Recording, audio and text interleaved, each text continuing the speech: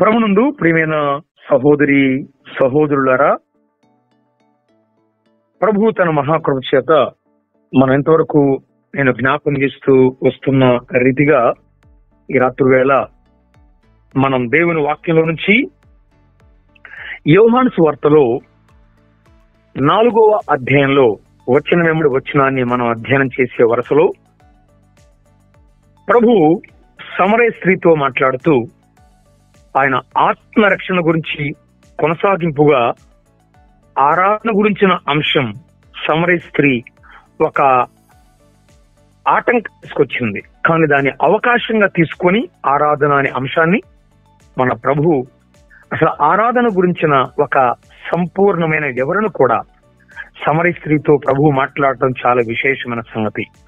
అందుకే 4వ అధ్యాయము 20వ వచనం నుంచి 24వ వచనం వరకు ఆరాధన అంశం అనేటువంటి ద ఎక్స్పోజిషన్ ఆఫ్ వర్షిప్, ఆరాధన అంశాన్ని చాలా వివరంగా నేర్చుకునే భాగంగా ఉండగా 20వ వచనంలో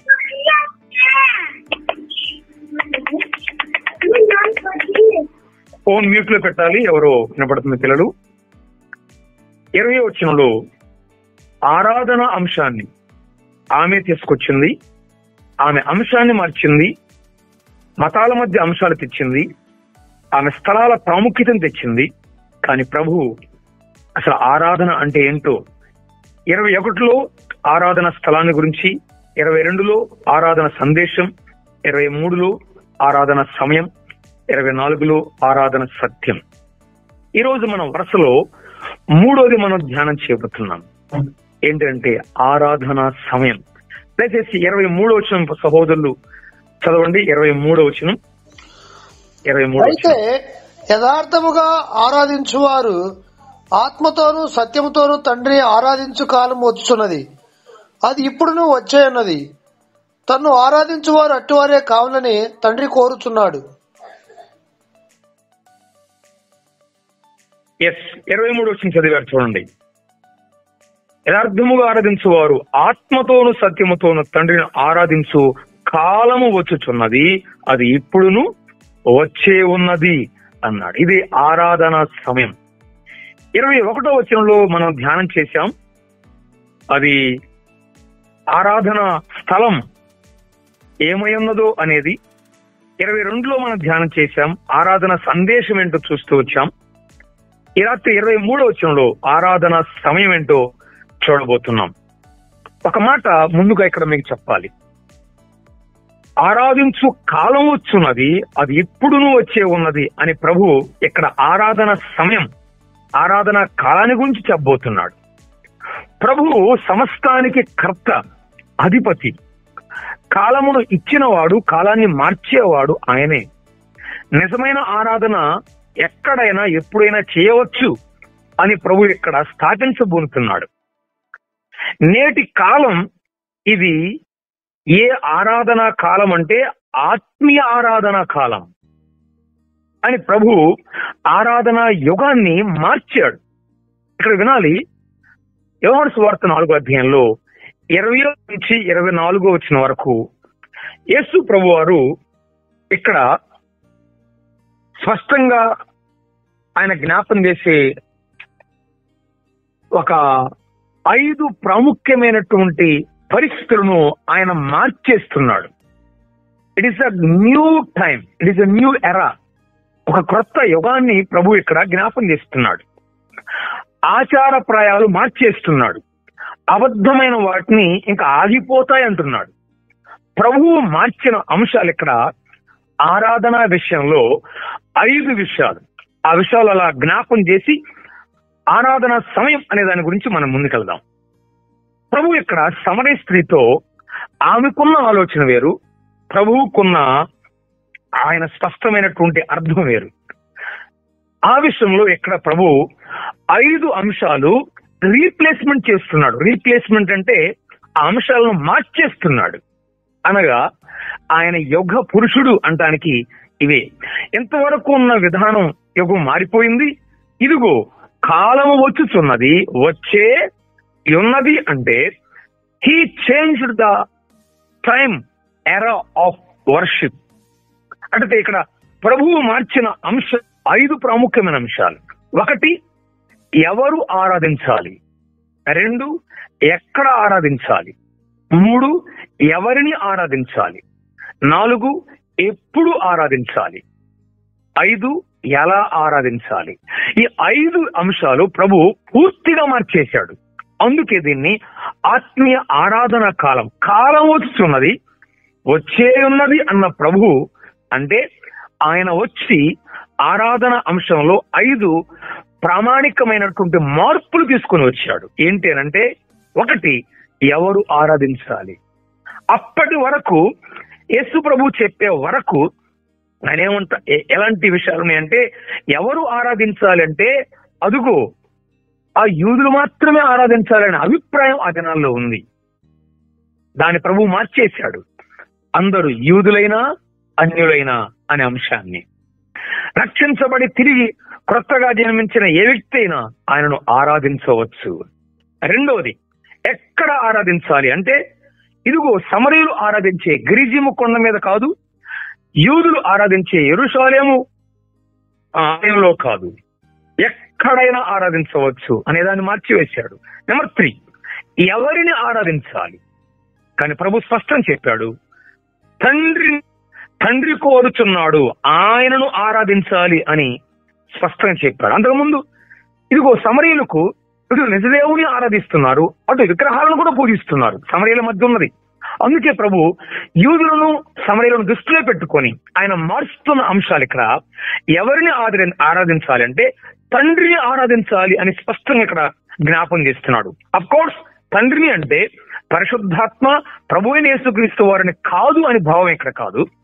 స్పష్టంగా ఆయన త్రియేక దేవుడు అనేటువంటి అంశంలో తండ్రి కోరుతున్నాడు అనే భావం. ప్రభు భూమి మీద ఉన్నప్పుడు ఆయన మహిమ ఘనత ప్రభావాలు తండ్రికి ఆపాదించేవాడుగా, తండ్రికి లోబడిన వాడిగా జీవిస్తున్నాడు కనుక అంతా ఆయనకే చెందాలి అనే భావంతో చెప్పాడు తప్ప ఈయన ఆరాధనకు యోగ్యుడు ప్రభు అయిన క్రీస్తు యేసు పరిశుద్ధాత్మ దేవుడు.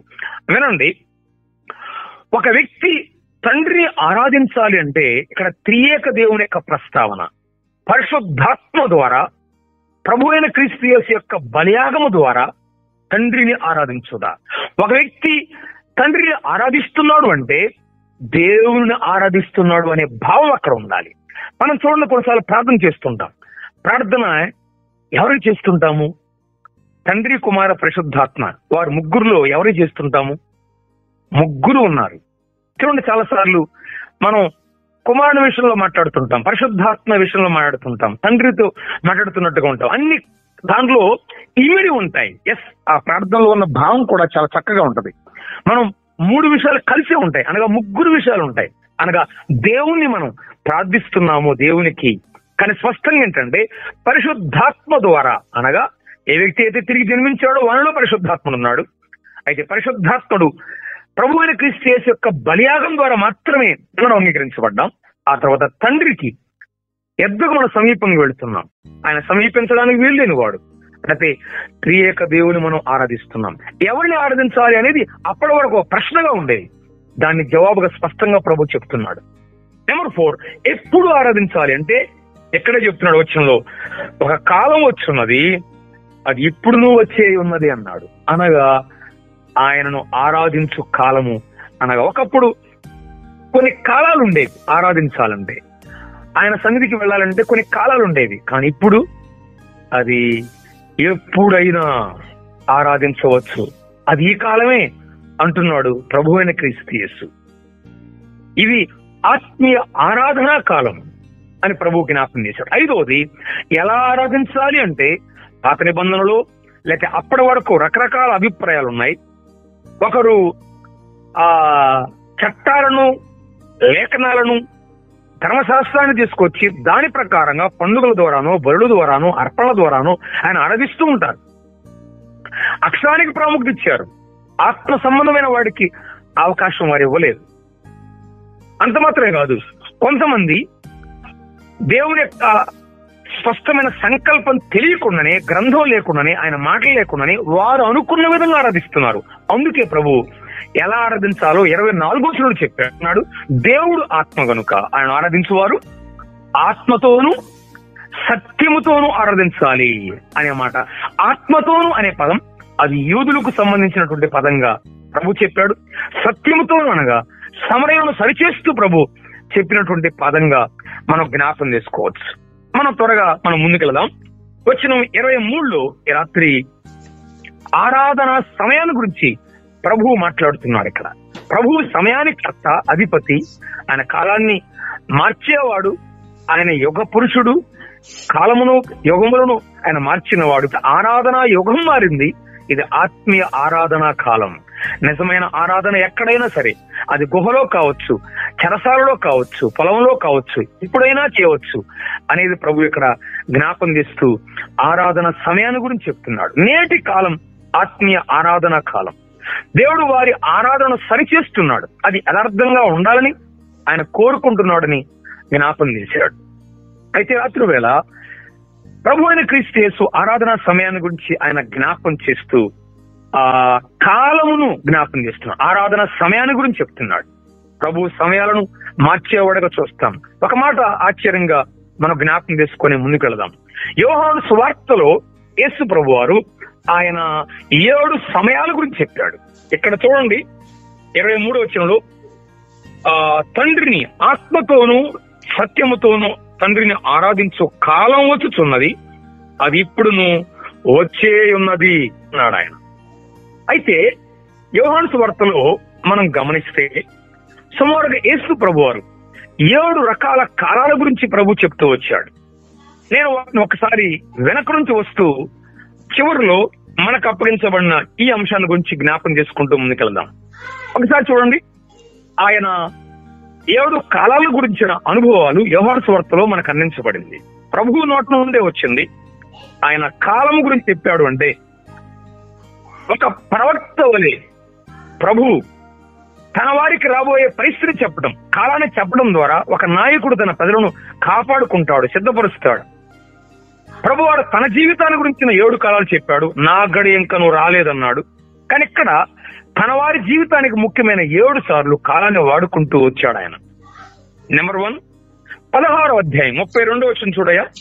16వ అధ్యాయం 32వ వచనం ఆయన చెప్తున్న మొదటి కాలం 16:32 యోహాను సువార్త. ఇదిగో మీలో ప్రతి వాడును ఎవరింటికి వాడు చెదిరిపోయి నన్ను ఒంటరిగా విడిచిపెట్టు గడియ వచ్చుతున్నది, వచ్చేయున్నది. అయితే తండ్రి నాతో ఉన్నాడు కనుక నేను ఒంటరిగా లేను. చూడండి, ఇది శ్రమ కాలం వచ్చుచున్నది ప్రభు చెప్తున్నాడు. ఒక కాలం వచ్చున్నది. ఏంటది? గడియ వచ్చుచున్నది, వచ్చే ఉన్నది. ఇది పాత నిబంధన ప్రవక్తల యొక్క వాడుక విధానం. వచ్చుచున్నది అంటారు, వచ్చే ఉన్నది అంటారు. ఆమోస గ్రంథంలో, మరికొన్ని గ్రంథాల్లో ఇలాంటి యెహెజ్కేలు గ్రంథం అనగా కొన్ని ప్రవక్తలు ఈ విధంగానే చెప్తారు.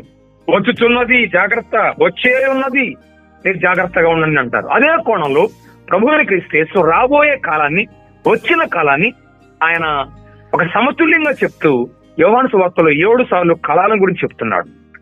మన వరుసలో ఈ రాత్రి చదువుకున్న భాగంలో శ్రమకాలం వస్తున్నది అంటున్నాడు. యేసు ప్రభు వారు ఏమన్నాడు?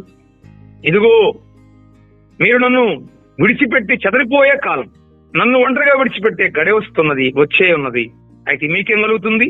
లోకంలో మీకు శ్రమ కలుగును, ఆయన ధైర్యం తెచ్చుకోండి అంటాడు. మీరు చెదరిపోతారు అన్నాడు. అప్పటికే పేతురు మిగిలిన వారు ప్రభువుని పట్టుకున్నప్పుడు వారు చెదరిపోయారు. ఆయన ప్రభు ముందుగానే చెప్పాడు, వచ్చుచున్నది, వచ్చే ఉన్నదంటే it is the exact time, అనగా ధైర్యంగా ఉందండి, ధైర్యం తెచ్చుకోండి, మీకు శ్రమలు ఉన్నాయి, లోకంలో మీకు శ్రమ కలుగునని ప్రభు చెప్పాడు. ప్రేమోడ సోదరి, ప్రభువు జ్ఞాపం చేసిన కాలం శ్రమ కాలం. ఈనాటి మనం ఎదుర్కొంటున్న పరిస్థితులు అన్ని కోణాల్లోంచి క్రీస్తును ఎరిగిన క్రైస్తవునికి నిజంగా శ్రమలలో గుండా వెళుతున్నారని చెప్పాలి కదా. వారి మాట, వారి పద్ధతులు, వారి జీవన విధానం, వారి ఆరాధన, వారి వాక్యం, వారి సహవాసం, వారి యొక్క సువార్త ప్రకటన, అటన్నిటికి కూడా ఎన్నో విధాలుగా వ్యతిరేకతలు, విరోధాలు. అవును, ప్రభు చెప్పాడు లోకంలో మీకు సుఖం కలుగును అని లేదు, శ్రమ కలుగును అన్నాడు. కానీ ప్రభు ఇస్తున్న ధైర్యం ఏంటంటే మీరు ధైర్యంగా ఉండండి, నేను జయించాను లోకాన్ని, అన్నాడు. ఆయన జయమే మనకు జయం, ఆయన జయమే మనకు ధైర్యం. ఇది ప్రభు చెప్పిన శ్రమ కాలం, అది నేటి దినం. ఇంకోటి చూడండి, 16:20 చదువు ఎక్కడే, 16:25 నేను సంక్షిప్తంగా చెప్తున్నాను. 16:25 ఈ సంగతులు గూఢార్థముగా మీతో చెప్పి తిని, అయితే నేను ఎన్నడను గూఢార్థముగా మీతో మాట్లాడక తండ్రిని గూర్చి మీకు స్పష్టముగా తెలియజెప్పు గడియ వచ్చుచున్నది. చూడండి, యేసుప్రభు వారు అంటాడు శిష్యులతోటి, ఇదిగో ఇంతవరకు గూఢార్థంగా చెప్పాను, ఇక నేను ఎన్నడను గూఢార్థంగా మీతో మాట్లాడను, తండ్రి గురించి స్పష్టంగా తెలియచెప్పే గడియ వచ్చున్నది అన్నాడు. ఇప్పటివరకు యేసుప్రభు వారు తన శిష్యులకు చాలా సార్లు గూఢార్థంగా చెప్పాడు, రహస్యంగా, అంటే భావగర్భితమైన మర్మంగా చెప్పాడు. ఏమన్నాడు ఒకసారి, నేను నిజమైన ద్రాక్షవల్లిని అన్నాడు కదా, దాంట్లో ఒక అర్థం ఉంది, దాగి ఉంది, గూఢార్థం ఉంది. నేను జీవాహారం నేనే అన్నాడు కదా, దాంట్లో గూఢార్థం ఉంది. ఇంకేమన్నాడు, ఇదిగో ఈ దేవాలయాన్ని పడగొట్టండి, నేను తిరిగి 3 దినాల్లో కడతానన్నాడు, దాంట్లో గూఢార్థం ఉంది. నేరుగా చెప్పలేదు ఆయన, కానీ ఒక కాలం వస్తుంది నేరుగా మాట్లాడబోతున్నాను అనగా ఆ కాలమే పరిశుద్ధాత్మ దేవుడు. ఆయన మనతో నేరుగా మాట్లాడబోతాడు, స్పష్టంగా తెలియచేస్తాడు. అందుకే అన్నాడు కదా 16వ అధ్యాయంలోని 13వ వచనంలో, పరిశుద్ధాత్మ వచ్చినప్పుడు ఏం చేస్తాడు, 13వ వచనం, 16:13. అయితే ఆయన అనగా సత్యస్వరూపైన ఆత్మ వచ్చినప్పుడు మిమ్మల్ని సర్వ సత్యములోనికి నడిపించును. ఆయన తనంతట తాను ఏమీ బోధింపక వేటిని వినునో వాటిని బోధించి సంభవింపవో సంగతులను మీకు తెలియచేయను. చూసారా, ఆత్మ వచ్చినప్పుడు ఆయన సత్య స్వరూపైన ఆత్మ, ఆయన వస్తే సత్యములోకి నడిపించడమే కాదు, ఆయన సర్వసత్యంలోకి నడిపిస్తాడు. గత కాలంలో ఉన్నవారు వారికి అంతగా అర్థమైంది కాదు, కానీ నేడు క్రైస్తవ్యానికి పరిశుద్ధాత్ముడు మనలో ఉన్నాడు. ఆయన దైవ వాక్యం యొక్క వివరణ మరెక్కువగా ఉంది దినాల్లో. గత కొన్ని సంవత్సరాలు వెనక్కి వెళితే, కొన్ని వందల సంవత్సరాల వెనక్కి వెళితే వారికి చాలా విషయాలు చాలా సంక్షిప్తంగా ఉన్నాయి కదా. బైబిల్లో చాలా విషయాలు వారు గోవలే ఎగిరిపోతారు అని ప్రవక్తలు రాస్తూ వచ్చాడు. గోల వలె ఎలా ఎగిరిపోతారు అనేది వాళ్ళకి తెలియదు. కానీ నేడు గోవల వలె ఎగిరిపోతారు ఎలాగో చిన్న పిల్లల్ని అడిగినా చెప్తారు కదా. ఏంటిది అది? విమానము. బైబిల్లో ఉన్న అనేకమైన సైంటిఫికల్ విషయాలు అదనాల వారికి తెలియదు, కానీ ఈ రోజు సులభంగా అర్థమవుతాయి. కానీ ఆధ్యాత్మిక విషయాలు కూడా పరిశుద్ధాత్మడు వచ్చినప్పుడు అదే సమీప కాలము అనేది మనం చెప్పుకోవాలి. ఇక్కడ ఒకటి శ్రమకాలం, రెండోది సమీప కాలం. అనగా దూతల కంటే మనకు సమీపంగా ఉన్న దేవుడు ఈనాడు అసలు మనలో ఉన్నాడు. 14వ అధ్యాయంలో చెప్పాడు, ఆయన మీతో ఉంటాడు, మీలో ఉండును అన్నాడు. వచనం 17, 14-17 కదయ్యా. 14-17 కూడా చదవండి. 14-17. లోకము ఆయనను చూడదు, ఆయనను ఎరుగదు కనుక ఆయనను పొందనేరదు. మీరు ఆయనను ఎరుగుదురు, ఆయన మీతో కూడా నివసించును, మీలో ఉండును. మీలో ఉంటాడు. ఎంత సమీపమైన కాలం ఇది. ఆ కాలం గురించి ప్రభు ముందుగానే చెప్పాడు, అది వచ్చుచున్నది, వచ్చే ఉన్నదని. నెంబర్ 3, 16వ అధ్యాయము 2వ వచనం. ఇదే అధ్యాయంలో 3 సార్లు కాలాల గురించి చెప్పాడు. 3 కాలం. 2వ వచనం. వారు మిమ్మను సమాజ మందిరములో నుండి వెలివేయుదురు, మిమ్మను చంపు ప్రతివాడు తాను దేవునికి సేవ చేయుచున్నానని అనుకుని కాలము వచ్చున్నది. చూసారా ఏ కాలం అంటేది? ఏ కాలం అంట? మిమ్మును సమాజ మందిరంలో నుండి వెలివేస్తారు, మిమ్మును చంపుతారు, కానీ వాళ్ళు ఏమనుకుంటారు? మేము దేవుని సేవ చేయుచున్నాము అనుకుంటారట. ఆ కాలం వచ్చుచున్నది అన్నాడు. అనుకునే కాలం. ఒక వ్యక్తిని హింసించి మతోన్మాదంగా లేక రకరకాలుగా హింసించి హత్య చేస్తుంటే అదే మేము దేవుని సేవ చేస్తున్నామని చెప్పుకునే కాలం వచ్చుచున్నది అన్నాడు. అదే మత ఛాందస్సుల కాలం. ప్రభు చెప్పాడు అన్నాడు, అది ఇప్పుడు నేరుగా మనం చూస్తున్నాం. యోధా మత ఆసక్తి గల వారు కూడా ఆ దినాల్లో ఎన్నో భయంకరమైన కార్యాలు చేస్తూ మేము దేవుని సేవ చేస్తున్నాము అన్నారు. మనకు తెలుసు, యోధా ప్రజల మధ్య గొప్ప పరిచయుడు అతడే అపోస్తుడైన పౌలు. ఒకప్పుడు సౌలు. స్తెఫనును చంపడంలో మొదటి సాక్షి అతనే. యాకోబును చంపారప్పుడు అదే దేవుని సేవ అనుకున్నారు. వారి సాంప్రదాయం అదే అనుకున్నారు. మా మతమే గొప్ప అనుకున్నారు. మా యోధా మతానికి మించింది ప్రపంచంలో ఎక్కడ లేదు, ఉండకూడదని వారు మతోన్మాదులుగా పనిచేశారు. ఈనాడు ప్రపంచంలో యూదులు మాత్రమే కాదు, అనేక మంది వారి మతాల్లో మత ఛాందస్సుల కాలం. నేడు ఎందరూ మత పిచ్చి గలవారు క్రైస్తవ్యాన్ని హింసించుతున్న వారు ఉన్నారు. బైబిల్ని తగలబెట్టడం, గుడులను వాళ్ళ గుడుల్లో తీసుకుని వెళ్లి దండాలు పెట్టించడం కదా, చర్చిలను కూర్చడం, ఇవన్నీ కూడా అనేక మంది వారి మతాలను గొప్పగా చెప్పుకోవడం చేస్తూ ఇది మేము మా దేవుని చేస్తున్న సేవ అనుకున్నటువంటి పరిస్థితులు ఉన్నాయి. ప్రభు ముందుగానే చెప్పాడు, ఒక కాలం వస్తున్నది, మిమ్మును చంపు ప్రతివాడు తాను దేవుని సేవ చేయొచ్చును అనుకునే కాలం వచ్చున్నది అన్నాడు. నెంబర్ 4, 4వది 5:28 చదవండి. 5:28 యోహాను సువార్త 5:28. దీనికి ఆశ్చర్యపడకుడి, ఒక కాలము వచ్చున్నది, ఆ కాలమున సమాధుల్లో ఉన్న వారందరూ ఆయన శబ్దం విని మేలు చేసిన వారు జీవ పునరుద్ధానమునకు, కీడు చేసిన వారు తీర్పు పునరుద్ధానమునకు బయటకు వచ్చేదరు. ఇక్కడ ప్రభు వారు మరొక కాలాన్ని గురించి చెప్తున్నాడు. ఏంటి ఆ కాలం అంటే మృతుల పునరుద్ధాన కాలము. మృతుల పునరుద్ధాన కాలం. చనిపోయిన వారు, భౌతికంగానే చనిపోయిన వారు ఒకరోజు లేస్తారు అని ప్రభువు ముందుగానే చెప్తున్నాడు. ఇక్కడ ఏమన్నాడు? ఆశ్చర్యపోవద్దు, ఒక కాలం వస్తున్నది, ఆ కాలమున సమాధులలో ఉన్న వారందరూ ఆయన శబ్దం విని బయటకు వస్తారు అని చెప్తున్నాడు. మృతుల పునరుద్ధాన కాలం. సమాధుల్లోని వారు బయటకు వస్తారు. దయ్యాల వలె కాదు, భూతాల వలె కాదు. వినండి జాగ్రత్తగా, ఇది రాకడ శబ్దం వినే సమయం రాబోతున్నది అని ప్రభు చెప్తున్నాడు. ఈ రోజు మనం 2 శబ్దాల మధ్య జీవిస్తున్నాం. ఒకటి స్వార్థ శబ్దం వినబడుతుంది లోకంలో, రెండవది రాకడ శబ్దం అనగా ప్రభు కడబోర శబ్దం వినబడబోతుంది. తెస్సలోనికీయులకు మొదటి పత్రిక 4వ అధ్యాయం 16, 17, 18 వచనాల్లో మన విరుగుతాం. 16, 17 వచనాల్లో ఆర్భాడముతోను ప్రధాన దోషము దేవుని బోరతోను పరలోకము నుండి ప్రభు దిగవచ్చును. క్రీస్తునందు మృతులైన వారు మొదట లేతురు. ఆ మీదట సజీవమై నిలిచి ఉండే మనం వారితో కూడా ఏకముగా ప్రభువుని ఎదుర్కొనడకు ఆకాశ మండలమునకు మేఘల మీద కొనిపోబడదాం. కాగా మనం సదాకాలం ప్రభుతో కూడా ఉందుము అంటున్నాడు. అంటే అదే ప్రభువు బోర, దేవుని బోర, రాకడ బోర. ఆ బోరకు ఈనాడు స్వార్థ బోరకు మనం మధ్య జీవిస్తున్నాం. అయితే వినండి, మేలు చేసిన వారు జీవ పునరుద్ధానానికి వెళతారు, అనగా పరలోకానికి.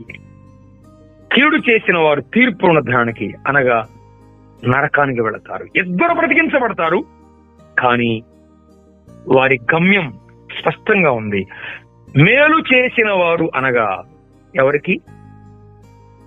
మేలు చేయడం అంటే ఈ లోకంలో రకరకాల దాన ధర్మాలు, రకరకాల కార్యక్రమాలు, అన్నదానాలు చేస్తే జీవ పునరుద్ధానం పరలోకం వస్తుందని కాదు. ఇక్కడ మేలు చేయడం అంటే ప్రభువుని క్రీస్తు యేసు కలువరిలో చేసిన కార్యమును అంగీకరించుటే మేలు చేయటం, క్రియ చేయటం, నిజమైన పుణ్య కార్యమును అంగీకరించడం. దానికి వేరుగా మరొక మార్గం లేదు. ఇక్కడ కీడు చేసిన వారు అంటే అనగా దేవుని అంగీకరించకపోవడమే, దేవుని తిరస్కరించడమే. ఆయన చేసిన కార్యమును తిరస్కరించారా, అది కీడు చేసినట్టు. తీర్పు ఖాయం అనగా ఖచ్చితంగా నరకం ఉన్నది, నిత్యనాశనం ఉన్నది. అందుకే ప్రభు చెప్తున్నాడు, ఒక కాలం వచ్చున్నది, ఆ కాలం మృతుల పునరుద్ధాన కాలం. అదే క్రైస్తవుని యొక్క నిరీక్షణ. నెంబర్ 5, 5వది అక్కడే 25వ వచనం చదువయ్యా. 5వది 25వ వచనం, 5:25. మృతులు దేవుని కుమారుని శబ్ద విను గడియ వచ్చుతున్నది, ఇప్పుడే వచ్చి ఉన్నది, దానిని వినువారు జీవింతులని మీతో నిశ్చయముగా చెప్పుచున్నాను. యేసు ప్రభువారు మరొక కాలాన్ని గురించి చెప్తున్నాడు ఇక్కడ. ఇదిగో దేవుని కుమారుని మృతులు దేవుని కుమారుని శబ్దము వినుగడి వచ్చుచున్నది, ఇప్పుడే వచ్చి ఉన్నది. మృతులు దేవుని కుమారుని శబ్దము విను గడియ వచ్చున్నది అన్నాడు. ఇదేంటి? మృతులు దేవుని కుమారుని శబ్దం వినే గడియ అనగా ఇక్కడ మృతులు అనబడిన వారు భౌతికంగా చనిపోయే మృతులు కాదు. ఇక్కడ జాగ్రత్తగా వినండి. ఎఫెసు పత్రిక 2:1 ఏమన్నారు? మీరు మీ అపరాధముల చేతను పాపముల చేతను చచ్చిన వారై ఉండగా అని రాయబడింది. ఎఫెసు పత్రిక 2:1 మీ అపరాధముల చేతను పాపముల చేతను మీరు చచ్చిన వారై ఉండగా ఆయన మిమ్మల్ని క్రీస్తు కూడా బ్రతికించాను అన్నాడు ఆయన. ఇక్కడ మృతులు దేవుని కుమారుని శబ్దం వినే గడి అంటే రక్షణ కాలం. ప్రపంచంలో జరుగుతున్న కాలం ఏంటంటే మృతులు దేవుని కుమారుని శబ్దం వింటున్నారు. అదే స్వార్థ. ఈరోజు ఏ వ్యక్తి అయితే ప్రభు అయిన క్రీస్తు యేసు యొక్క స్వార్థ వింటాడో, విని విశ్వాసం ఉంచుతాడో, దాని అర్థం 24వ వచనంలో ఇచ్చాడు. చదువయ్యా 24వ వచనం, పై వచనంలో ఇచ్చాడు. పై వచనంలో దాని అర్థం పై వచనంలో ఇచ్చాడు. చూడండి 24వ వచనంలో. యోహాను సువార్త 5:24. వినపడుతుందా? హలో, 5:24. హలో హలో అన్న వినపడుతుందన్నా? 24వ వచనం చదువయ్యా. 24వ వచనం. నా మాట విని నన్ను పంపిన వారి యందు విశ్వాసం ఉంచువాడు నిత్య జీవము గలవాడు, వాడు తీర్పులోనికి రాక మరణంలో నుండి జీవంలోనికి దాటి ఉన్నాడని మీతో నిశ్చయముగా చెప్పుచున్నాను. అదే చెప్పాడు యేసుప్రభువు ఇక్కడ. నా మాట విని నన్ను పంపిన విశ్వాసం ఉంచితే నిత్య జీవం గలవాడు, వాడు తీర్పులోకి రాడు, మరణంలోని జీవంలోనికి వస్తాడు. అదే జరుగుతుంది. 25వ వచనంలో మృతులు అనగా నేడు ఎవరైతే ఆయన మాట విని విశ్వాసం ఉంచుతారో వారు పాపపు స్థితిలో ఉండి చచ్చిన స్థితిలో ఉన్నవారు ఆయన మాట విని ఆయన స్వార్థ విని విశ్వాసం ఉంచుతారో వారు బ్రతికించబడతారు అనగా ఇది రక్షణ కాలం కదా. కొరింథీ 2వ పత్రిక 6:2 మనకు తెలుసు. ఇదిగో ఇది అనుకూలమైన సమయం, ఇది రక్షణ దినము. ఇప్పుడు అనగా పాప విషయంలో చచ్చిపోయిన వారు నేడు ఆయన మాట విని ఆయన విశ్వాసం ఉంచితే ఎందరూ విని విశ్వసిస్తారు. అక్కడ 25వ వచనంలో చివరిలో చెప్పాడు కదా, వారు ఆ శబ్దం వింటే ఏం జరుగుతుందంట వారికి. 25వ వచనం చివరిలో నిశ్చయం దాని వినువారు జీవింతురని మీతో నిశ్చయముగా చెప్పుచున్నాను. వినువారు జీవిస్తురు అన్నాడు. ఆయన మాటను విని విశ్వసించువారు జీవిస్తారు అనగా నిత్య జీవం. ఒకవేళ ఆయన మాట వినకపోతే మృతులు అనగా దూరంగానే ఉంటారు. రక్షణ స్వార్థ శబ్ద సమయం ఇది. ఈనాడు స్వార్థ శబ్దం అనేక రీతులుగా వినపడతా ఉంది. ఫోన్ల ద్వారా, టీవీల ద్వారా, యూట్యూబ్ ద్వారా, కరపత్రికల ద్వారా, యాత్రల ద్వారా, రేడియో ద్వారా, క్యాంప్స్ ద్వారా, సంఘాల ద్వారా, వ్యక్తిగతమైన పర్సనల్ ఇవాంజలిజం ద్వారా అనేక రీతులుగా ఆ శబ్దం నేటికి వినబడుతూనే ఉంది. ఎంత అవకాశం ఇది! అందుకే వాక్యంలో ఉంది, ఇదిగో ఇది అనుకూలమైన సమయం, ఇది రక్షణ దినం. ఆ దినం గడిస్తే వచ్చేది దాంట్లోనే ఉంది అర్థం. రక్షణ దినం గడిచిపోతే వచ్చేది శిక్ష దినం దాంట్లోనే ఉంది. యేసు ప్రభువు అపోస్తలుడైన పౌలు అనేటువంటి దైవజనుడు కొరింథీ పట్టణానికి వెళ్ళాడు ఈ సువార్త చెబుదామని. కానీ కొరింథీ పట్టణంలో పరిస్థితులు ప్రజలను చూసినప్పుడు భయపడ్డాడు. అయ్యో, ఈ ప్రజలు మేధావులు, గొప్పవారు, వీరికి చెప్తే నన్ను ఏం చేస్తారో అనుకుని భయపడ్డాడు. కానీ ప్రభు ఆ రాత్రి కాలం ముందు దర్శనం ముందు పౌలును దర్శించి ఏం మాట అన్నాడో చూడండి. అపోస్తలుల కార్యములు 18వ అధ్యాయం 9వ వచనం చదవయ్యా. అపోస్తలుల కార్యములు 18వ అధ్యాయం 9వ వచనం. రాత్రి వేళ దర్శనమందు ప్రభువు, నీవు భయపడక మాట్లాడము, మౌనముగా ఉండకుము, నేను నీకు తోడై ఉన్నాను, నీకు హాని చేయుటకు నీ మీదకి ఎవడునూ రాడు, ఈ పట్టణంలో నాకు బహు జనమున్నదని పౌలుతో చెప్పగా 11వ వచనం కూడా, అతడు వారి మధ్య దేవుని వాక్యము బోధించుచు 1 సంవత్సరం మీద 6 నెలలు అక్కడ నివసించెను. చూసారా, పౌలు గారు భయపడిపోయాడు, మౌనంగా ఉందాం అనుకున్నాడు. అమ్మో ఇక్కడ ఏం చేస్తామని అనుకున్నాడు. ఎందుకంటే ఒక చోట నుంచి అంతకు ముందే ఒక చోట నుండి వారు ఎదురాడి దూషించారు. 6వ వచనంలో చూడండి, వారు ఎదురాడి దూషించినప్పుడు అతడు తన వస్త్రములు దులుపుకున్నాడు కదా. ఎదురాడారు, దూషించారు, ఇక భయపడిపోయాడు పౌలు. ఇంక వద్దులే అనుకున్నాడు. అవును, మనకు కూడా కొన్నిసార్లు ఇలా ఉంటది. కొంతమంది మనం ఎదురాడుతారు, దూషిస్తారు, రకరకాలుగా హింసిస్తారు, వ్యతిరేకంగా మాట్లాడతారు, శబ్దాలు చేస్తారు, అది చేస్తా ఇది చేస్తా ఉంటారు. కానీ వినండి, రాత్రి వేళ దర్శనం ముందు ప్రభు అన్నాడు, భయపడద్దు, నువ్వు మాట్లాడు, మౌనంగా ఉండొద్దు, నేను నీకు తోడై ఉన్నాను. చెప్పాలిక నేను నీకు తోడై ఉన్నాను అంటే ఇంకేం చెప్పాలి? ఇంకే భయం అక్కడ? నీ మీదకి నీకు హాని చేయడానికి నీ మీదకి ఎవడు రాడు. ఈ పట్టణంలో నాకు బహుజనములు అన్నాడు. ఇక పౌలు అక్కడి నుంచి పారిపోలేదు, వారి మధ్య ఉండి దేవుని వాక్యం బోధించచ్చు కదా. వాక్యం బోధించాడా, సందేశాన్ని మార్చుకున్నాడా? ఇక నా సందేశం మార్చుకుంటే ఎవరేం చేయాలి అనుకోలేదు. అక్కడ వారి మధ్యన ఉండకుండా పారిపోలేదు ఆయన.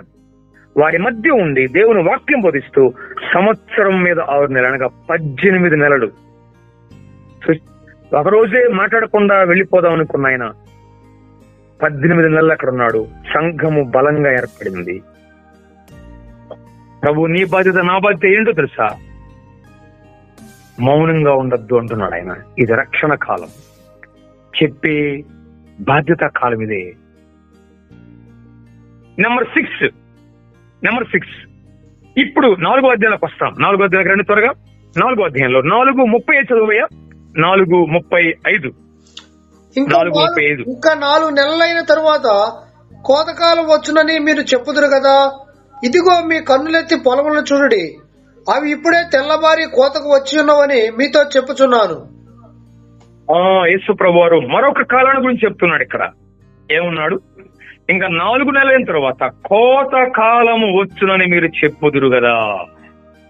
కోత కాలము ఇది 6వది మిషనరీ కాలం అంటారు. కోత కాలం అంటే మిషనరీ కాలం కదా.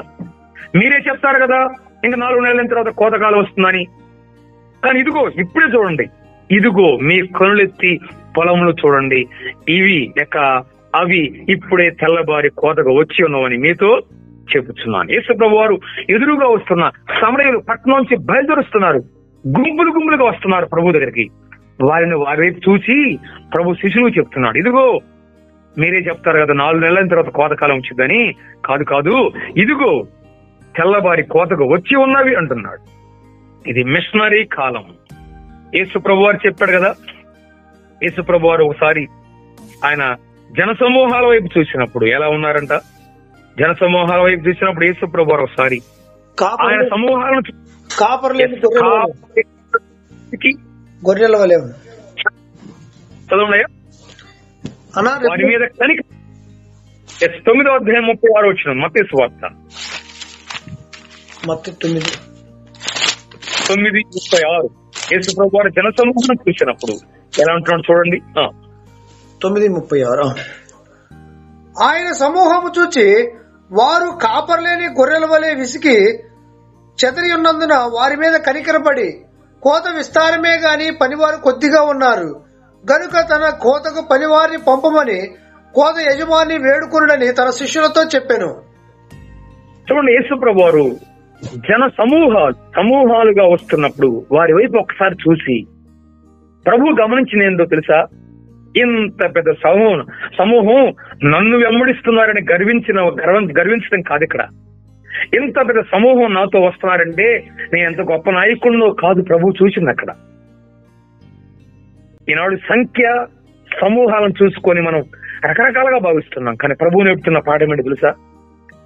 ఆ పెద్ద సమూహాలు ప్రభువుని వెంబడించినప్పుడు వారి వైపు చూసినప్పుడు ప్రభు ఏం చూశాడు అక్కడ? కాపరి లేడు వీరికి. చూడండి, ప్రభు ఆయన సమూహాల పట్ల, వ్యక్తుల పట్ల ప్రభు చూపించిన ఆ గొప్ప చొరవ, ఆయన చూపించిన శ్రద్ధ, ఆయన ప్రేమ ఎంత గొప్పది. ఈ సమూహాలకి ఎవరు లేరు? కాపరి లేడు. ఒక 100 గొర్రెలు ఉన్నాయి, దారిలో వెళుతున్నాయి, కాపరి లేడు అనుకోండి, దాని పరిస్థితి ఏంటి చెప్పండి? ఎంత ప్రమాదం పొంచి ఉన్నది వాటికి. ఈనాడు సమూహాలు, ఎంతమంది వ్యక్తులు, ఎంతమంది కుటుంబాలు, ఎంతో మంది మన చుట్టూ, మన ప్రాంతంలో కాపరి లేని వారుగా జీవిస్తున్నారు. వారికి నాయకుడు లేడు, నడిపించేవాళ్ళు లేడు, వారు ఎడిపోతున్నారో తెలియదు. కొంతమంది విసిగిపోయిన వారు కనబడుతున్నారు, కొంతమంది చెదిరిపోయారు, నాయకుడు లేవటం. అందుకే ప్రభు వారు ఇక్కడ కోత అనేటువంటి భాషను తీసుకొచ్చాడు. 3 సార్లు చెప్తున్నాడు కోత అనే మాట. కోత విస్తారమే గాని పనివారు కొద్దిగా ఉన్నారు. తన కోత పనివారిని బొమ్మని కోత యజమాని వేడుకోండి అని ప్రభు మాట్లాడుతున్నాడు. చూసారా, ఇది కోత కాలం. కోత కాలానికి, నాట్లు కాలానికి మధ్య 4 నెలలు అవసరం. ఆ కాలంలో ముందు నాట్లు వేస్తారు, తర్వాత కోత వస్తారు. నాట్లు కాలానికి, కోత కాలానికి మధ్య 4 నెలలు. ప్రభు అదే చెప్తున్నాడు. మీరు చెప్తారు కదా 4 నెలలైన తరువాత కోతకాలం వస్తుందని, కానీ ఇప్పుడే వచ్చింది చూడండి అని ప్రభు అంటున్నాడు. అంటే ఇది మిషనరీ కాలం, 4 నెలలు కాదు, ఇప్పుడే మీ భాషలో చెప్తున్నాడు ప్రభు వారు. మిషనరీ కోతకాలం. ఒక రైతు కోత కోయాలి అంటే ముందు ఖచ్చితంగా తను ఆ పంటను చూడాలి. ముందు పంటను చూడకుండా ఏ రైతు కోత కోయడు. రైతు చేసేటువంటి పని కోత కొయ్యాలి అనుకుని నిర్ధారించుకోవాలంటే ముందు ఆ పంటను నేరుగా చూస్తాడు. ఇక్కడ కూడా చూడండి ఏమన్నాడు సుప్రభు వారు, మీ కనులెత్తి పొలములు చూడండి, అవి తెల్లబారి కోతకు వచ్చి ఉన్నవి. ఒక మిషనరీ కూడా, ఒక వ్యక్తి ప్రభు కోసం మిషనరీగా వెళ్ళాలి అంటే ముందు ఆ ప్రాంతానికి వెళ్ళి చూస్తాడు. చూసి ఆ ప్రజల పరిస్థితులు అయ్యో తెల్లబారి ఉన్నవి అనగా రాలిపోవడానికి సిద్ధంగా ఉన్నాయి, నేల పడిపోతాయేమో, వ్యర్థమైపోతాయేమో, వృద్ధాప్యాన్ని బట్టి, పాపాన్ని బట్టి, రకరకాల చెడు అలవాట్లను బట్టి వీరు ముగిస్తే వారి పాపంలో నుండి చనిపోతే నిత్యనాశనానికి వెళ్ళిపోతారేమో, రాలిపోతారేమో, తెల్లవారిపోయినవి అని మిషనరీ కోతను చూస్తాడు. అనగా ముందు చూస్తాడు పొలాన్ని, తర్వాత త్వరపడతాడు. ఇదిగో సమరయులు కూడా కోతకు వచ్చారు. 39 వచ్చిన చూడయ్యా, కోతకు వచ్చారో లేదో మనం గమనిస్తాం. కోతకు వచ్చారో లేదో 39 వచ్చిన 4:39 4:39 నేను చేసినవన్నీ నాతో చెప్పినని సాక్ష్యం ఇచ్చిన స్త్రీ యొక్క మాటను బట్టి ఆ ఊరిలోని సమరయులలో అనేకులు ఆయన విశ్వాసం ఉంచిరి. చూసారా, ఆ ఊరిలోని సమరయులలో అనేకులు ఆయన యందు విశ్వాసం ఉంచిరి.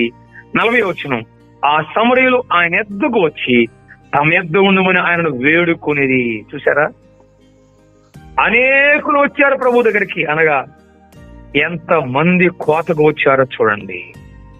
ఇది 6వ కాలం గురించి చెప్పాడు. ఇప్పుడు రండి మన అంశంలోకి వస్తున్నాం. చివరిగా 7వ కాలం.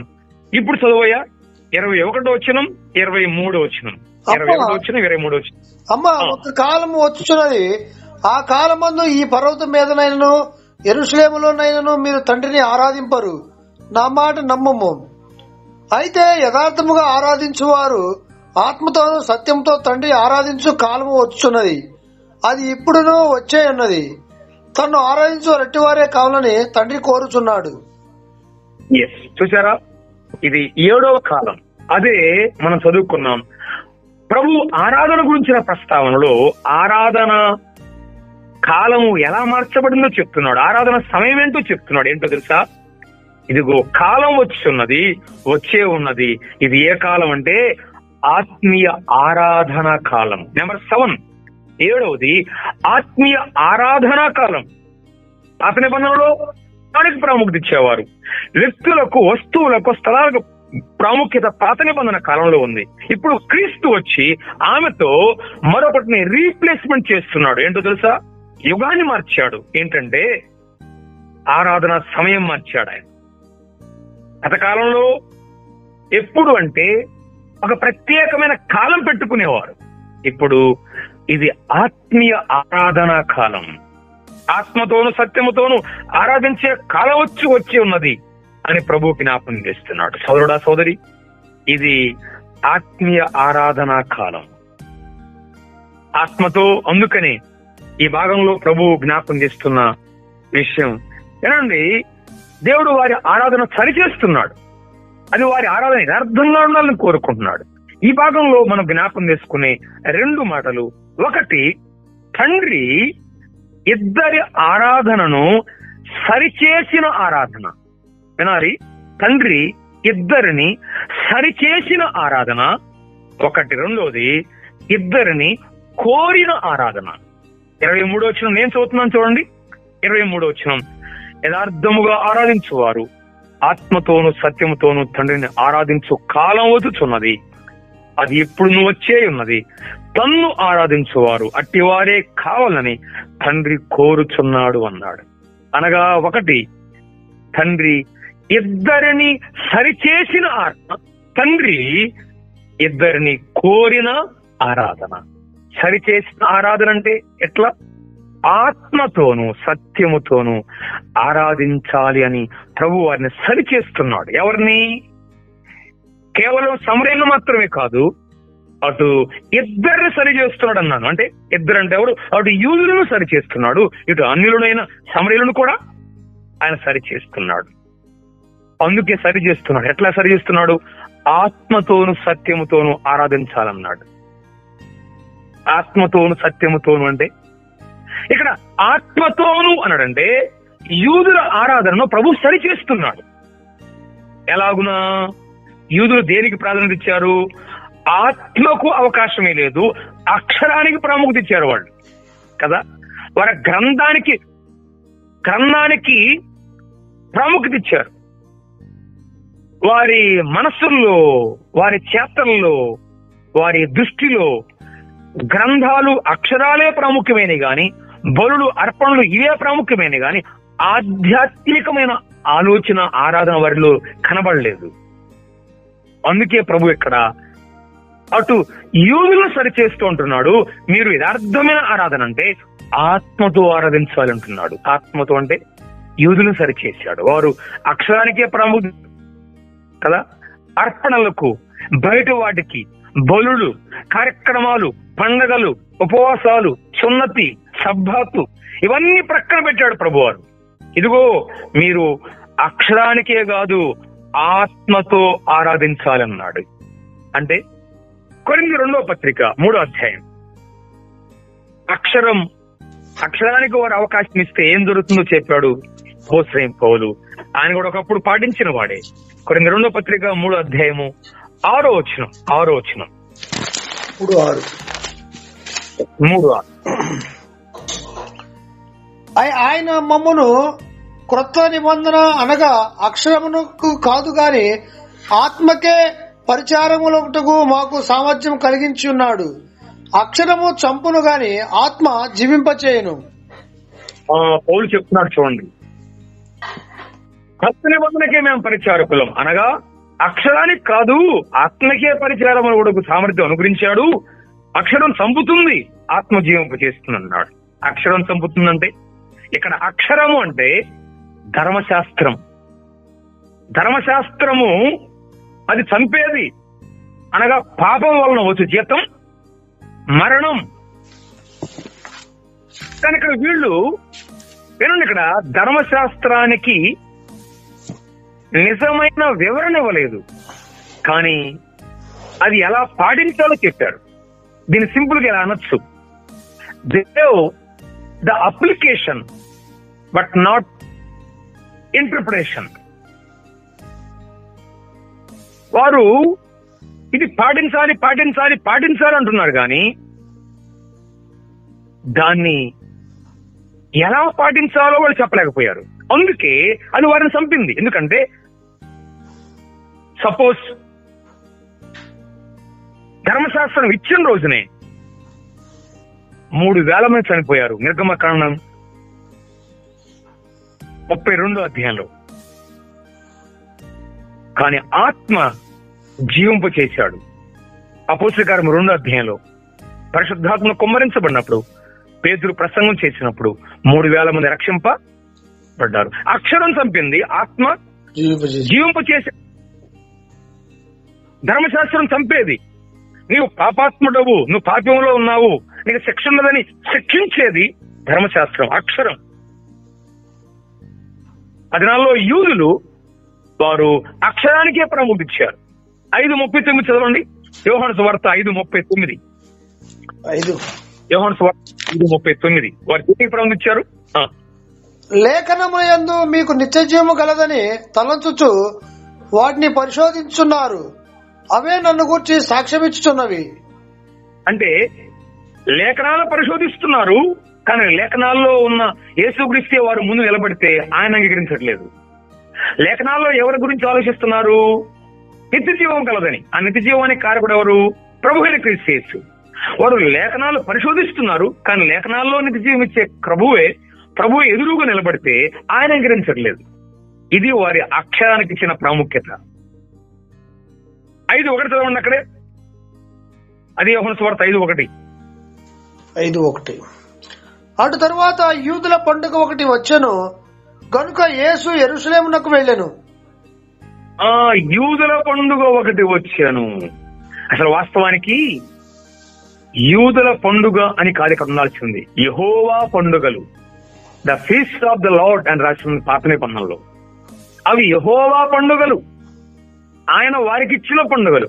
అవి రాను రాను ఎలా మారిపోయినాయి? యూదుల పోయింది. అంటే వాళ్ళకి ఇష్టం వచ్చిన రీతిగా వారు ఆచరిస్తున్నారు. పండుగలు ఎందుకు ఇచ్చాడంటే పండుగలలో ప్రభు అయిన క్రీస్తు యేసు ఉన్నాడు. ఆ పండుగల్లో ఉన్న వ్యక్తి వస్తే ఆయన కాదంటారు, మాకు యూదుల పండుగలే కావాలంటారు. చూసారా? అంటే దేనికి అవకాశం ఇచ్చారు వీరు? అక్షరానికే ఇచ్చారు కానీ ఆత్మకు ఇవ్వలేదు. లూకా సువార్త 18వ అధ్యాయంలో 18:11 అక్కడ ఒక పరిసయ్యుడు దేవాలయంలో నిలువబడి ఎలా ప్రార్థన చేస్తున్నాడు చూడండి. 18:11 అన్న.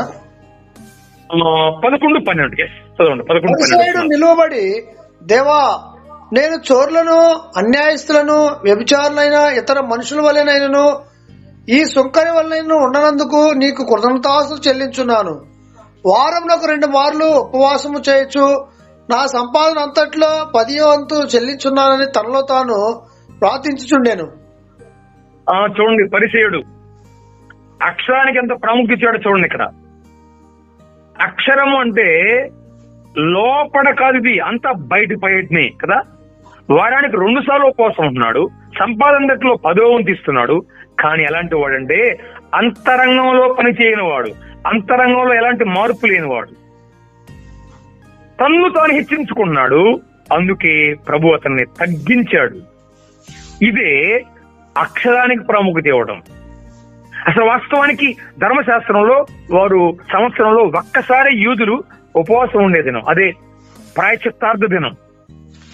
కానీ ఇతనైతే వారానికి 2 సార్లు ఉపవాసం ఉంటున్నాడంట. అంటే ఎంత నిష్ఠుడైన పరిచయుడైనా, అంటే అక్షరానికి ప్రాముఖ్యత ఇచ్చాడు కానీ అసలు ఎందుకు ఉపవాసం ఉంటున్నారు అనేది అర్థం కాలేదు. ఎదురుగా కూర్చున్న సుంకరిని వాళ్ళ కూడా నేను లేను అంటున్నాడంటే ఈయన ఉపవాసం ఎవరికి కావాలి? ఈయన ప్రార్థన ఎవరికి కావాలి? యోహాను సువార్త 5:15. యోహాను సువార్త 5:15 అక్కడ కూడా ఆనాడు వాడు వెళ్ళి తను స్వస్థపరిచిన వాడు యేసు అని యూదులకు తెలియజెప్పాను. ఈ కార్యములను విశ్రాంతి దినమున చేసినందున యూదులు యేసును హింసించిరి. చూసారా? యేసుప్రభు వారు 38 సంవత్సరాల నుంచి పడిపోయిన వాడిని వచ్చి ఆయన స్వస్థపరిస్తే ఆ స్వస్థపరిచిన రోజు విశ్రాంతి దినం. కానీ ఆ రోజు స్వస్థపరచకూడదని వారు వచ్చారు. అందుకే విశ్రాంతి దినమున ఈ కార్యం చేసేందుకు యూదులు యేసుప్రభు వారు ఏం చేయడం మొదలు పెట్టారు? హింసించడం. హింసించారు. సిలువ వేయడానికి కూడా సిద్ధపడ్డారు. అనగా సున్నతిని వారు ఎలా వాడుకున్నారు చూడండి. అక్షరముగా వారు చూశారు కానీ సున్నతిలోని భావాన్ని వారికి అర్థం కాలేదు. సున్నతి గాని, సబ్బాతు గాని, ఉపవాసాలు గాని, పండగలు గాని, కార్యక్రమాలు గాని, బలులు గాని, అర్పణలు గాని అవన్నీ అక్షరం ప్రకారమే వాళ్ళు వెళ్ళారు కానీ అందుకే ప్రభు వారు ఇక్కడ సమరీ స్త్రీతో మాట్లాడుతూ ప్రభు చెప్తున్నాడు, అమ్మా తండ్రి ఇద్దరిని సరి చేశాడు ఆరాధనను. ఎట్లాగంటే ఒకటి ఆత్మతో యూదులను సరి చేశాడు. అనగా అర్థానికి కాదు, ఆత్మతో ఆరాధించండి. యూదులు ప్రభుకి ఆనాడు ఎలా ఇస్తున్నారంటే ఒక్క ఉదాహరణ చెబితే మనకు అర్థమైపోద్ది. మత్తయి సువార్త 23:23 చదువయ్యా. మత్తయి సువార్త 23:23 ధర్మశాస్త్రంలో ప్రకారం ఎలా ఇస్తున్నారంట. వారి అర్పణలు ఎలా ఉన్నాయి కూడా చూడండి ఒకసారి. ఒక మాట, వారి అర్పణలు అయ్యో వేషధారులైన పరిసయ్యులారా, వేషధారుల శాస్త్రులారా, పరిసయ్యులారా, మీరు పుదీనాలోను సోపులోను జీలకర్రలోను 10వ వంతును చెల్లించి ధర్మశాస్త్రంలో ప్రధానమైన విషయములను అనగా న్యాయమును, కనికరమును, విశ్వాసమును విడిచిపెట్టితిరి. వాటిని మానక వీటిని చేయవలసి ఉండెను. చూసారా, వాళ్ళు దేనికి ప్రారంభిస్తున్నారో దేనికి వదిలిపెట్టేశారో ప్రభు చెప్తున్నాడు, దేనికి మానేశారో చెప్తున్నాడు. దశంభాగం దేవుంట్లో ఇస్తున్నారు, పుదీనా, సోపు, జీలకర్ర, చిన్న చిన్న విషయాల్లో భగవంతు చెల్లిస్తున్నారు. కానీ ధర్మశాస్త్రంలో ప్రధానమైన విషయాలు 3 ఉన్నాయి. ఏంటి? న్యాయము, కనికరము, విశ్వాసం. వాటిని విడిచిపెట్టారు. ఏది చేయవలసి ఉన్నావో వాటిని చేయలేకుండా ఉన్నారు. ఎంత విచారం! వారు అక్షరానికే ప్రాముఖ్యించారు గాని ప్రధానమైన విషయాలను తొలగించారు, మానుకున్నారు. అందుకే ప్రభు ఇక్కడ చెప్తున్నాడు, వారు అక్షరం కాదు ఆత్మతో మీరు ఆరాధించాలి. నెంబర్ 2 అక్కడే దానిలోనే సత్యముతోనూ ఆరాధించుట యథార్థమైన ఆరాధన. సత్యముతో అంటే అది సమరయులను సరిచేస్తున్నాడు. సత్యముతో ఆరాధించడం అంటే సమరయులను సరిచేస్తున్నాడు. ఎందుకో తెలుసా? సమరయుల దగ్గర దేవుని లేఖనాలు లేవు. దేవుడు వారికి ఇచ్చినటువంటి లేఖనాలు సంపూర్ణంగా లేవు. ధర్మశాస్త్రం అనే మొదటి 5 పుస్తకాలు మాత్రమే వారి దగ్గర అందుబాటులో ఉన్నాయి. ప్రవక్తల గ్రంథాలు వారి దగ్గర లేవు. ఇంకా కొన్ని విషయాలు వారు కల్పించుకున్నారు, వ్రాసుకున్నారు. వాటి ప్రకారం వారు వెళుతున్నారు. వారి ఆరాధన సత్య దూరమైంది. అందుకే ప్రభు ఇక్కడ మీరు సత్యముతో ఆరాధించాలన్నాడు. వారి ఆరాధన సరిచేశాడు ఆయన. వారు పాడిస్తుంది అసత్యం, వారి పాడిస్తుంది లేఖనాల్లో లేనిది, వారి పాడిస్తుంది సొంత ప్రకారం. వారి పాడిస్తున్న ఆరాధన జీవం లేనిది, చచ్చిపోయింది, మిశ్రమతమైంది. అది ప్రక్కన పెట్టాలి అంటున్నాడు ప్రభు వారు. దాన్ని సత్యముతో ఆరాధించాలి మీరు అంటున్నాడు. ఈరోజు ప్రపంచంలో ఆరాధన కుదువు లేదు, కానీ సత్య ఆరాధన లేదు. దేవుని వాక్య దేవుడు నేరుగా అందించిన ప్రవక్తల ద్వారా, తన భక్తుల ద్వారా లేఖనాలు ఇచ్చినట్టుగా ఆయన ఆరాధన సత్య ప్రకారం ఉండాలి. ఆరాధన చేయొచ్చు. మన ఆరాధన ఎలా ఉంది? దేవుని వాక్య ప్రకారం ఉందా, లేక మన ఇష్ట ప్రకారంగా ఉందా? మార్క్స్ వార్తలో మనం చదువుతాం, యేసుప్రభు వారే ఒక మాట జ్ఞాపకం చేసుకుంటూ వచ్చాడు. చదువు ఒకసారి మార్క్స్ వార్తలో ఆ పదాన్ని మనం చదువుదాం. వారు ఎలా ఆరాధిస్తున్నారో ప్రభు వారు జ్ఞాపకం చేశాడు. మత్తయి వార్త అనుకుంటాను 15:7.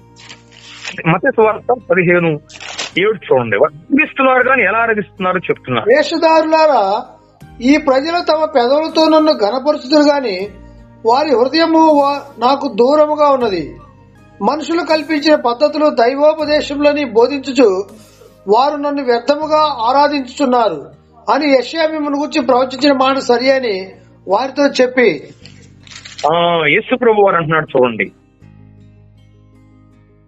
ఆరాధిస్తున్నారు కానీ వారు నన్ను వ్యర్థముగా ఆరాధిస్తున్నారు అన్నాడు. ఎట్లా?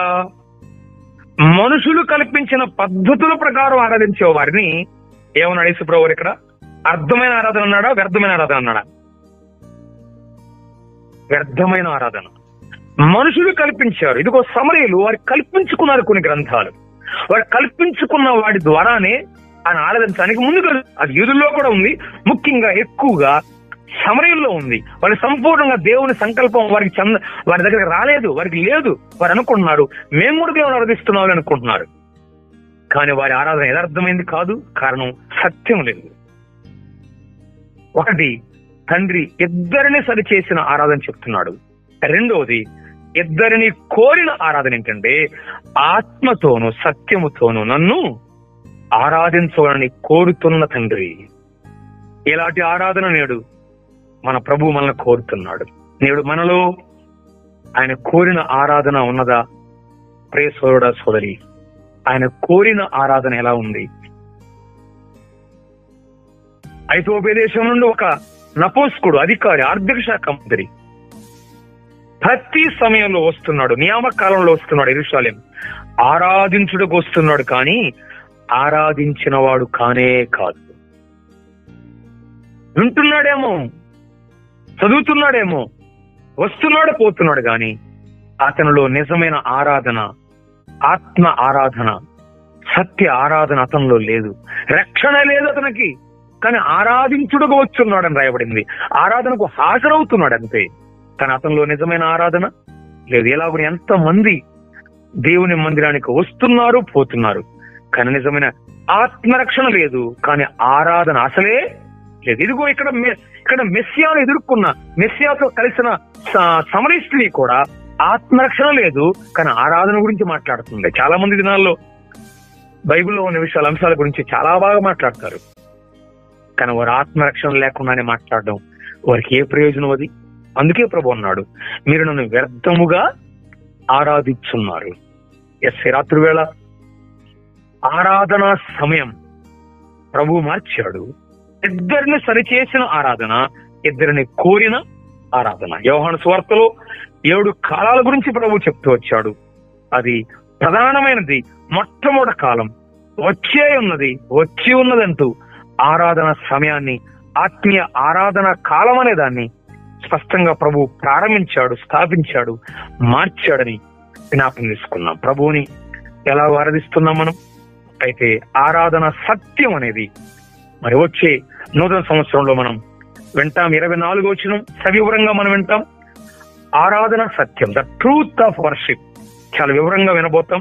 అది కొద్దిగా ఈ వచనంలో ఉంది 23లో, కానీ 24వ వచనంలో వచ్చే గురువారంలో మనం స్పష్టంగా వింటాం. అంతవరకు ప్రభు మనకి ఆరాధన కాలము సమయాన్ని గురించి మన దగ్గర తీసుకొచ్చిన ప్రతి అంశం, ప్రభువుని మనం యథార్థంగా ఆరాధించేవారు ఉండటానికి, ప్రభు కోరిన ఆరాధనల ముందు కొనసాగేవారు ఉండటానికి పరిశుద్ధాత్మ దేవుడు మనకు సహాయం చేయను గాక. ఆమేన్. ఆమేన్. మంచిది. ప్రభునందు ప్రియమైన సహోదరి సహోదరా, ఈ రాత్రి వేళ మనం 23వ వచనంలో ఆరాధన సమయం అనే దాని గురించి, యోహాను సువార్తలోని ప్రభు తీసుకొచ్చిన సమయాలు, కాలాలు, వాటిలో మొట్టమొదటి కాలం ఆరాధన కాలం, ఆత్మీయ ఆరాధన కాలంగా ప్రభు ఎలాగో ప్రారంభించాడో దాని గురించి జ్ఞాపకం తీసుకున్నాం. ఆ కాలంలో మనం ఉన్నాం.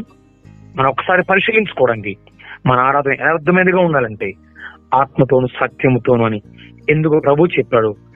మనం అలాగున అక్షరానికి కాదు, ఆత్మకు ప్రతి ఆదివారం ప్రభు సన్నిధికి మనం వచ్చినప్పుడల్లా కేవలం నామమాత్రమా, ఆచారప్రాయమా, రావాలి కాబట్టి అని కాదు, ఆత్మతో నిజంగా ప్రభువుని జ్ఞాపకం చేసుకుంటూ ఆయన వ్యక్తిత్వం, ఆయన గొప్పతనం, ఆయన మహోన్నత్వం, ఆయన సిలువ యాగం, ఆయన కార్యాన్ని జ్ఞాపకం చేసుకుంటూ నన్ను జ్ఞాపకం చేసుకుంటే దీనిని చేయుడి అని ప్రభు చెప్పినట్టుగా అలాంటి ఆరాధనలో మనం ముందుకు కూర్చోవడానికి పరిశుద్ధాత్ముడు సహాయం చేస్తాడు నమ్ముతూ ఈ విధంగా ఈ కూడికను మనం ముగిస్తున్నాం. ముగింపుగా మన ప్రియ సహోదరులు ఎవరైతే లైన్ లో ఉన్నారో సహోదరులు మరి ప్రార్థన చేస్తారని ఆశిస్తున్నాను. లైన్ లో ఉన్నారా? శామ్యుల్ గారు ప్రార్థన చేయండి. ముగింపు ప్రార్థన. పరిశుద్ధుడైన మా తండ్రి, కృపగల మా దేవ, మహిమగల మా ప్రియ ప్రభు, ఈ సాయంకాల వేళలో నాయన మీ దాసుడు యోహాను సువార్తలో 4వ అధ్యాయం గురించి గత వారాల నుంచి నాయన వివరణ చేస్తూ ఉన్నాడు. ఆత్మతో సత్యంతో ఆరాధించే విషయాలలో ఈ దినాలలో మారు మనసు లేకుండానే, నాయన తీర్మానాలు లేకుండానే, ఆత్మరక్షణ లేకుండానే ప్రభు అనేక మంది వచ్చి పోవచ్చున్నారనే విషయాలను నాయన మా దృష్టికి తీసుకొచ్చినందుకు వందనాలు చెల్లిస్తున్నాం. సంఘాలు ఎలాంటి వారు ఉంటే రక్షించబడుటకు సహాయం చేయండి. విలాసుని నిలిపి రానున్న దినాలలో ఇంకా యోహాను సువార్తను గురించి సారాంశం లోతైన ఇంకా మా దృష్టికి తెచ్చి సంఘాలలో బలపరచబడటానికి సహాయం చేయండి. స్థానిక సంఘాన్ని దీవించండి, కుటుంబాన్ని కూడా మీరు దీవించండి, తన పరిశీలన ఆశీర్వదించమని ప్రార్థిస్తూ జూమ్ లో కలిసిన మీ పిల్లలందరిని బట్టి కూడా ప్రార్థన చేస్తూ అయినా మరి కాలం నుంచి ఇప్పటి వరకు మనం క్షేమంగా కాచి కాపాడి ఈ 2023వ సంవత్సరం ముగింపులోనికి మమ్మల్ని తీసుకుని వచ్చి మీ యొక్క లోతైన సత్యాలు మాతో మాట్లాడుతూ మమ్మల్ని నాయన ఇంకా రేపుదలు చేస్తున్నందుకు స్తోత్రములు చెల్లిస్తూ మనవులన్నీ మా ప్రభువును రక్షకుడైన యేసుక్రీస్తు వారి అమూల్యమైన నామంలో ప్రార్థిస్తున్నాం పరమ తండ్రి. ఆమేన్. ఆమేన్.